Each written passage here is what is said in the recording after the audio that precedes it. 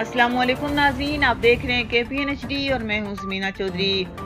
Jammu Kashmir liberation front की supreme council के इजलास में महबूस चेयरमैन मोहम्मद यासीन मलिक के खिलाफ भारतीय हुकूमत और भारतीय अदालती निज़ाम के गैर जमहूरी और मुतासबाना रवैये और उन्हें फर्जी मुकदमात की आड़ में इंतकाम गिरी का निशाना बनाने के एजेंडे पर होने वाली बहस के इख्तिताम पर अहम फैसले। 18 मई बरोज़ बुध इस्लामाबाद में दुनिया भर में कायम भारतीय सफारतखानों के सामने एहतजाजी मुजाहरे।